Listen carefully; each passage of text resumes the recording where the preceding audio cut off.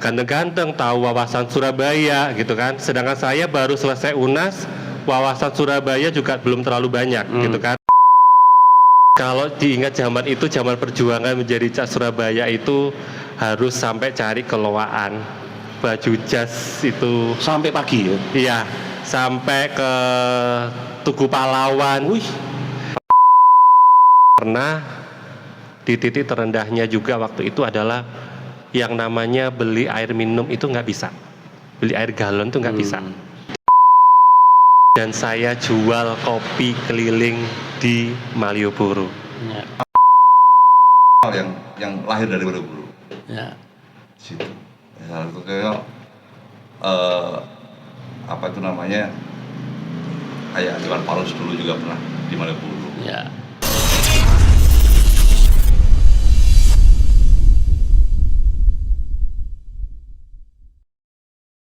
Selamat siang, selamat malam, selamat pagi dunia. Hari ini kita ada seseorang yang sangat luar biasa, orang hebat, orang muda, tapi delik kawan-kawan. Ini yang bahaya. Delik ini adalah sebuah proses, nggak tahu, mungkin lagi meditasi atau lagi ngapain atau apa. Tapi ini spesial. Awalannya kita cuma mau ngobrol-ngobrol, tapi akhirnya juga kita ngobrol-ngobrol di podcast. Bersama dengan kita Mas Angga atau Pak Angga Purnawira. Beliau adalah seorang yang sangat murah hati, rendah hati, tetapi dia mempunyai prestasi yang luar biasa. Cak Ening Surabaya, tapi dia jadi caknya loh ya. Tahun 2003 menjuarai juga Cipta Bintang Televisi Nasional 2006 ya. Betul. Di kesempatan itu dia mendapatkan juara harapan 1. Betul. Nah, untuk mengulik siapakah Angga Purnawira ini, mari kita tanyakan di Semarak Muda Ares Surabaya. Cak, kita mau tanya ini terkait dengan aktivitas Anda dan lain sebagainya. Bisakah Anda ceritakan sedikit tentang pengalaman Anda? Kok bisa sampai menjadi juara dan mendapatkan bintang-bintang itu? Ya sebenarnya sih awalnya ikut Cak Ning itu hanya iseng, dan juga sebenarnya juga keinginan dari kecil kepingin jadi Cak Surabaya Gitu pastinya. ya. Sejak kelas berapa itu? Sejak dari SMP. Oke.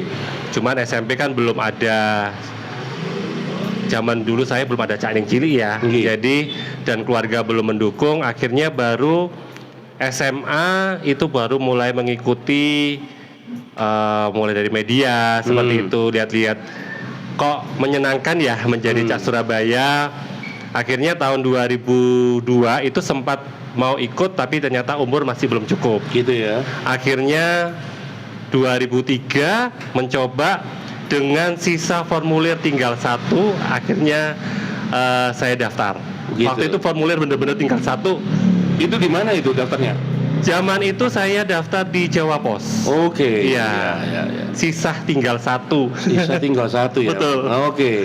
Dan akhirnya saya mencoba tanpa target untuk menang. Waktu itu yang penting saya mencoba dulu. Kalau memang belum berhasil ya tahun depannya saya ikut lagi, seperti itu. Bondo nekat berarti ya? Bondo nekat. Dan itu saya masih baru selesai ujian UNAS waktu itu. Oke. Selesai UNAS saya daftar, saya ikut waktu itu. Akhirnya mencoba mendaftar dan kok ternyata lolos sampai ke tahap finalis, seperti itu. Gitu ya. Dari prosesnya 1 lembar atau berapa lembar itu waktu itu yang sampean harus ngisi?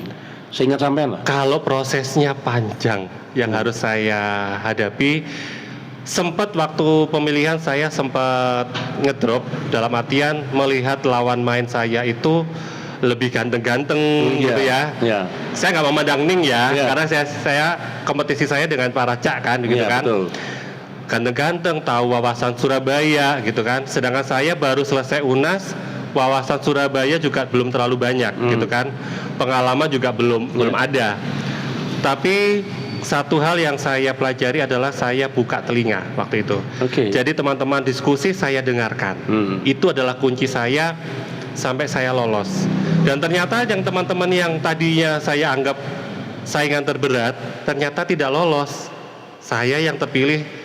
Dari tiap hari itu mulai dari penyisian 1, penyisian 2, penyisian 3 sampai ke malam semifinal, saya loh kok saya lolos? Akhirnya ya sudahlah, saya berjalan sampai menuju ke karantina dan akhirnya menjadi Cak Surabaya tahun 2003. Dalam proses itu ada kendala enggak? Kendala pasti. Saya bukan dari keluarga yang dihitung finansial kuat gitu ya, tapi saya mulai harus cari bajunya dan segala macamnya itu. Kalau diingat zaman itu, zaman perjuangan menjadi Cak Surabaya itu harus sampai cari keloaan baju jas itu. Sampai pagi ya? Iya, sampai ke Tugu Pahlawan. Wih. Dan Tapi tidak berdarah-darah kan? hatinya yang berdarah-darah.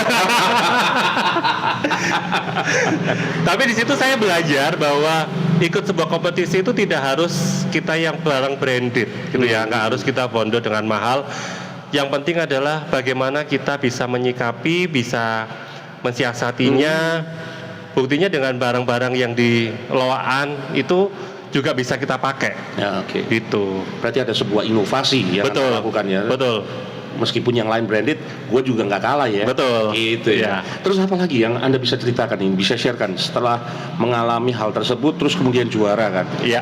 Kemudian pasti kan tidak hanya stuck di situ. Betul. Ada kontrak dan lain sebagainya. Bisa diceritain sedikit nggak? Pastinya kontrak perjalanan setahun jadi Cak Surabaya itu pengalaman yang tidak akan terlupakan gitu ya. Bertemu dengan orang-orang penting, bertemu dengan orang-orang hebat, setiap hari berkumpul dengan wali kota seperti itu, mendampingi tamu-tamu wali kota. Yang jelas Grogi nggak? groginya sih enggak. Oh gitu ya? Iya, Pede aja Pede gitu aja. ya? Oke. Karena bagi saya itu kesempatan saya membuka koneksi. Oke. Buka jaringan dengan yang lebih tinggi, lebih banyak seperti itu. Bagi saya itu adalah kesempatan saya harus kenal dengan banyak orang. Begitu. Dari perjumpaan Anda dengan orang-orang penting tersebut ternyata juga ada pasti nilai-nilai ya, yang Ya. values yang Anda bisa pelajari. Apa yang Anda bisa sharekan buat kami? Karena ini adalah anak muda kan? Ya, nantinya kalau untuk anak muda, bagi saya itu adalah kesempatan yang tidak akan terulang kedua kalinya. Gitu ya. Iya. Makanya saya bersyukur masih diberi kesempatan di masa muda saya itu bisa menjadi Cak Surabaya, bisa punya prestasi yang mungkin anak muda di luar sana harus berjuang untuk mencari jati diri. Tapi saya diberikan kemudahan menjadi Cak Surabaya, saya diberikan kemudahan untuk bertemu dengan orang-orang penting, itu adalah bagi saya kesempatan yang luar biasa. It's a privilege and it's Betul. an honor ya. Betul. Suatu penghormatan Betul. ya, dan lain Iya. sebagainya. Nah, di kampung sendiri gimana Pak Angga? Setelah Anda menjadi juara 1? Kalau di kampung sendiri, ya ini untuk kapan nih? Ya pada waktu itu. Pada waktu itu, kalau untuk kampung sendiri, ya begitulah, Ya, gitu begitu. ya. Nggak terlalu banyak. Mungkin saya belum terlalu dikenal banyak orang Ya. di kampung. Mungkin hanya beberapa saja. Memang ketika saya berangkat karantina itu ada satu effort tersendiri dari kampung, gitu ya, untuk menghantarkan saya berangkat karantina, disalami gitu ya. Dipotongnya tumbang nggak? Enggak, tapi diantar. Tapi setelah jadi Ya. itu ya selesai seperti itu. Ya. Tapi malah di luar itu saya banyak diundang gitu. Gitu ya. Iya. Jadi prosesnya sangat begitu dinamik ya. Iya, betul. Orang-orang kampung juga bersorak-sorai ya ketika Betul. ada juara 1 ya. Diangkat-angkat gitu. Iya. Wah, dinaikkan di reok lah gitu. Kan kita punya reok ya di sini Pak ya. Iya, ada. Nah, setelah itu Anda kemudian beralih ke televisi ya kalau tidak salah. Iya. Ya, itu kenapa kok bisa sampai beralih ke televisi? Karena saya adalah orang yang suka ikut dengan ajang-ajang pemilihan seperti itu. Memang ketertarikan saya adalah di dunia hiburan, di entertain gitu. Sebelum jadi Cak Surabaya pun saya sudah sekolah MC sebenarnya. Oh, di mana itu Pak? Di Makarya Duta Rama, Oke. di bawah bimbingannya Pak Errol, ada Pak Yoyong, seperti itu. Akhirnya saya ada keberanian ikut Canding, itu kan rasa percaya diri saya dibelajar dari situ juga. Gitu. Memang persiapan saya dari situ akhirnya ya kedepannya akhirnya jalan saya ya dipermudahkan di situ gitu. Lewat proses yang begitu panjang. Betul. Dan kemudian juga menjadi bintang juga ya Iya. pada waktu itu. Angel enggak Mas di televisi? Bedanya dengan ini apa? Cak Darning. Kalau di televisi itu kan saya berjuang di Jakarta ya. Iya. Di Jakarta jauh lebih effortnya jauh lebih tinggi Iya. daripada di sini. Tangisan berdarah-darah iya Oke. gitu ya. Menyala ya, karena menyala di sana. Ya? Betul. Ya. Zaman itu orang ingin jadi artis itu pasti banyak Oke. gitu ya. Ya persaingan gitu besar gitu ya. Apalagi dengan kita yang bukan orang yang dikatakan dengan finansial yang bagus gitu ya. Ingin mencoba untuk menjadi kesana itu butuh perjuangan sendiri. Sempat tak dibilang orang udik lu? Sempat. Sama Dewan Juri pun dibilang udik iya. Oke. Sampai cepat hilang di Jakarta juga iya. Kok bisa gitu? Kesasar di Jakarta iya. Kemana kampung indah? Kapuk atau kemana? Di Cempaka Putih. Oh, hilang. Pertama kali ke Jakarta ya? Pertama kali ke Jakarta. Jadi pengalaman terindah juga. Betul. Ya? Tapi bagi saya itu adalah pengalaman ketemu banyak orang lagi. Iya. Dan saya di bawah naungan siapa istrinya Eko Patrio. Iya. Itu saya di bawah manajemen beliau sempat setahun di sana. Sempat main film enggak? Sinetron. Wis, mantap. Wah, ini gawat nih. Nurana Erlangga kalau nggak tahu pemain sinetron bahaya ini, nggak bahaya ta. Main apa itu waktu itu? Saya dulu beberapa kali figuran untuk di sinetron Cincin Oke. bareng Dude Herlino, Mbak Oke. Mbayung Wong, sama Ririn Dwi Ariyanti. Siap. Oke. Kembali lagi, kita melihat prestasi Anda ini kan terus naik kan, terus naik. Nah, ini saya mau tanya, agak sedikit itu apa? Mungkin negatif ya. Apakah ada orang-orang yang misalnya gini, wah was kon enggak, maring ini aku sing naik. Ada ndak yang kayak gitu, pingin jegal? Mungkin ada kali ya, cuman saya orangnya nggak pernah peduli untuk seperti itu gitu kan. Saya nggak pernah mendengarkan omongan-omongan orang. Saya lebih bagaimana saya meniti karir saya gitu aja. Kalau ada mungkin ada yang nggak seneng dengan saya. Jangankan orang dari luar, dari keluarga sendiri pun juga kadang-kadang opo sih jadi artis apa sih gitu kan, bisa makan dari itu yakin tah gitu kan. Itu juga banyak, tapi saya orangnya nothing tulus aja. Ya. Apa yang saya pingin ya saya raih seperti itu. Gitu ya. Nah, Anda pernah enggak mengalami ups and downs setelah dari menjadi bintang, terus kemudian Anda turun, terus kemudian ya hidup I don't know, in the middle of the nowhere. Welcome to the jungle. Kalau dulu jadi Cak Surabaya itu mungkin bisa dikatakan hidup dengan Zaman kemasan. keemasan. Beli dapat honor beli sepatu, dapat honor beli sekian. Tapi perjuangan hidup itu dimulai di tahun 2010. Oke. Tuh. Memang zaman-zaman Caning nggak kuliah nggak apa-apa. Gagal daftar, gagal lagi gitu ya. Ketika 2010 memutuskan untuk kuliah di Yogyakarta. Di Dan mana itu? Waktu itu? ini juga nggak main-main sebenarnya. Di Duta Wacana, jurusan teologi. Loh, itu tinggi sekali. Karena memang ada jiwa saya itu pingin melayani banyak orang, Oke. gitu kan. Ya. Dan kenapa saya ambil teologi? Soalnya yang jurusan tanpa memandang umur waktu itu. Awas, hati-hati kawan-kawan. Tak pandang umur, yang penting ganteng ya. Jadi nyoba di sana ternyata gagal juga, Ya. gitu ya.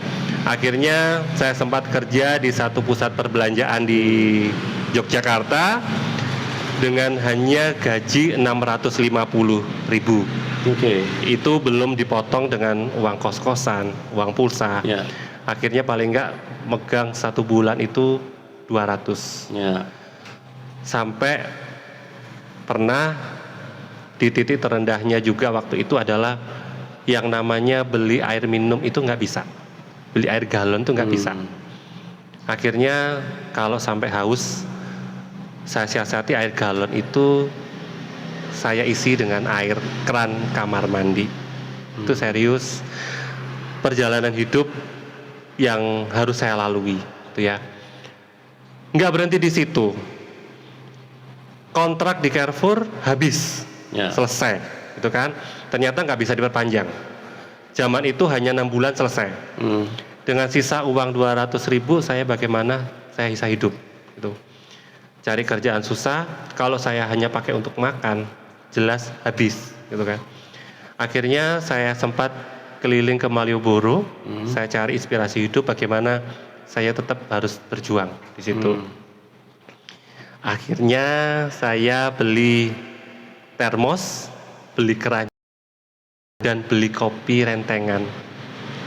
Dan saya jual kopi keliling di Malioboro. Setiap hari. Tidur di emperan, dikejar Satpol PP. Rasanya bagaimana kepanikan, harus kering-kesi dagangan. Seperti yang di film-film itu saya rasakan. Kayak polisi bomba ya berarti Anda dikejar. Betul. Luar biasa. Harus sembunyi-sembunyi, itu saya rasakan. Ya. Pernah nggak ketangkap? Puji Tuhan enggak. Enggak, puji Tuhan. Dalam hati kalau Tuhan izinkan saya di posisi seperti itu, berarti saya kuat. Saya dilindungi, saya gitu kan. Pernah memang pas lagi dagang, lagi ada Satpol PP, saya belum sempat nutup, dilewati sama Satpol PP. Akhirnya saya lolos. Jadi nggak kelihatan ya? Iya. Kelihatan bayangannya. Iya.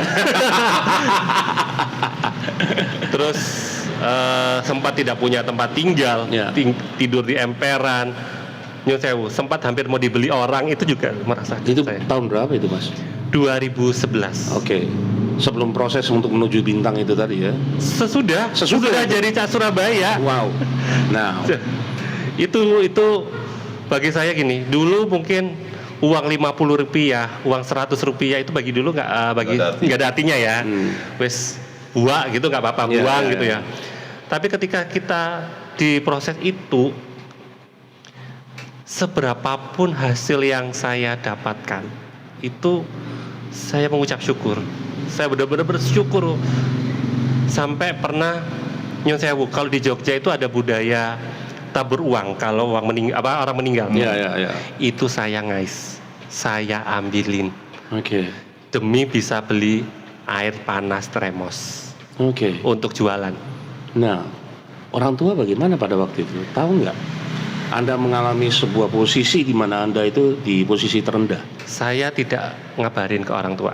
Karena satu, ada rasa saya gengsi gagal kuliah lagi. Itu ya. Satu, memang waktu itu saya ada konflik dengan orang tua, jadi saya benar-benar ingin menghilang, gitu, ingin hidup sendiri. Gone with the wind. Iya, gitu. Betul. Nah, sekarang kita ada juga satu orang luar biasa nih Pak Angga, Pak Tri Wahyudi. Pak, ini orang hebat ini Pak. Apakah sudah dikenal nggak sama warga Bapak ini? Jadi saya kenal Angga. Iya. Itu ketika pemilu 2024. Oh, pemilu. Oh, barusan. Ya ampun. Itu saya. Ketika Angga jadi ketua TPS. Oh, KPPS. KPPS. Iya. Terus karena kita kumpul, saya nggak tahu, baru cerita-cerita kalau dia pernah menjadi mantan Cak Rani. Oke. Nah, dan kebetulan juga saya nggak tahu juga bahwa saya pernah berhubungan kerjaan dengan ibunya Angga. Really? Iya. Oke. Di bidang apa itu kalau boleh tahu? Di bidang penulis. Oh, kebetulan ibunya Angga kan guru. Oke, di mana itu waktu itu? Di Edomedia. Oke. Nah, dia nulis. Kebetulan saya sebagai copy editornya. Wow, nice. Dari situ ya sampai sekarang kita istilahnya sering ngobrol, sering bagi sharing, dan kita ya bagi ilmu lah. Gitu ya. Tapi menurut Pak RT sendiri di mata masyarakat beliau ini bagaimana, Mas? Saya rasa bagus. Bagus ya. Antusias untuk menularkan ilmunya bagus. Tinggal sekarang pejabat-pejabat sini aja yang bisa istilahnya mengolah itu apa enggak? Gitu ya, Pak Camat, Bu Lurah, terus kemudian Pak Eri Cahyadi. Kalau Anda mendengarkan program ini, saya bisa langsung, ini ada emas ini di tengah-tengah Kelurahan Airlangga. Monggo, dikulik orang ini, dicari orang ini, dan ketemu dengan Pak Tri Wahyudi nanti. Kalau misalnya lupa atau mungkin, oh iya saya tahu siapa ya itu. Nah, beliaunya akan bercerita lebih lengkap lagi. Lanjut Bapak. Ya, dari pengalaman tadi kan dia pernah istilahnya hidup di Malioboro. Oke. Ya. Setahu saya juga banyak orang-orang yang orang-orang terkenal yang lahir dari Malioboro. Ya. Di situ. Salah satu kayak kayak Iwan Fals dulu juga pernah di Malioboro. Ya. Banyak lah di situ. Nah, Pak Tri, ini kalau kita melihat kegiatan kampung kan banyak nih. Apakah beliaunya juga dilibatkan selain di KPPS kalau boleh tahu? Setelah itu, setahu saya akhirnya setelah pemilu, Ya. orang mulai kenal Mas Angga. Ya. Pak RT-nya Pak Joko juga mulai juga ngangkat Mas Angga gitu. Juga sekarang mulai dipakai. Begitu ya. Ya. Bangga Mas? Bangga. Bangga ya. Benar. Di kampung sendiri ya ini Ya, ya. betul. Kenapa bangga? Setidaknya bisa berbagi lah dengan orang sekeliling. Ya. Itu setidaknya kepinginnya nantinya juga bahwa bisa menularkan ilmu, berbagi bagaimana apa yang sudah saya alami untuk generasi muda bisa belajar bareng, kita belajar public speaking bareng seperti itu. Ada cita-cita untuk mendirikan sekolah public speaking mungkin? Pernah ya? Pernah. Nanti di kampung ini juga Airlangga? Kalau dibutuhkan saya siap bantu. Pak Eko catat ini nomornya ini ya, catat ini ya, catat ini penting. Karena apa? Anak-anak muda kita daripada balapan liar, daripada narkoba dan lain sebagainya, ini ada Mas Angga. Betul. Salah satu daripada inovator, saya katakan mentor dan juga motivator buat Kelurahan Airlangga dan juga Kecamatan Gubeng. Betul. Mas, ini Anda juga punya dapur Rangga, Ya. cafe, eatery and catering. Bisa diceritakan kenapa kok bisa muncul ini? Ceritanya begini, Dapur Rangga sendiri ini sudah hampir 4 tahun. Oke. Gitu ya. Dulunya saya itu punya sekolah modeling sama public speaking dan manner itu di Malang. Akhirnya harus tutup karena pandemi COVID ya waktu itu, dan akhirnya saya buka catering di Malang. Dan berjalan, saya pikir ini hobi-hobi sementara gitu ya. Ternyata kok menjadi jatuh cinta saya dengan dunia kuliner. Oke. Gitu. Akhirnya saya buka pindah Surabaya, balik Surabaya lagi, pulang ke kampung halaman, Lebih tepatnya di Kelurahan Airlangga. di Kelurahan Airlangga. Itu harus jadi stretching point itu Pak RT. Cinta kampung toh. Iya. Akhirnya saya buka kuliner, saya buka masakan seperti ini dengan benar-benar modal 0 rupiah. Oke. Akhirnya saya buka sampai akhirnya punya kafe, punya tempat ngopi, juga catering. Karena memang saya juga suka kuliner sebenarnya. Makanan apa yang dijual? Saya lebih ke awalnya saya lebih ke nasi bakar. Oh, nasi bakar. Nasi bakar. Akhirnya berkembang ke catering nasi kotak seperti itu. Dan tergantung menu apapun ya juga kalau ada pesanan saya kerjakan. Indonesia kuliner ya. Indonesia. Oke. Ya. Pak Angga, ini yang terakhir dari saya. Harapan Anda kepada generasi Z yang ada di Kelurahan Airlangga dan juga Kota Surabaya, baik itu juga dunia, apa ini? Sehingga mereka dapat memahami arti hidup itu sendiri. Lewat pengalaman Anda khususnya. Yang paling penting adalah jangan bilang aku si enom. Ya.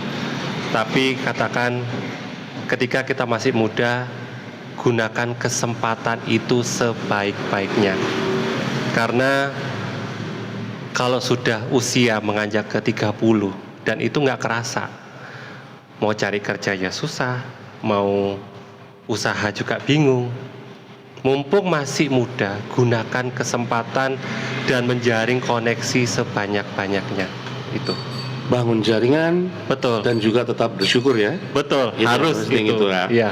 Pak Tri, yang terakhir untuk Kelurahan Airlangga dan juga Kota Surabaya, khususnya juga untuk Pak Eko sebagai PLT kita yang tercinta. Jadi gini,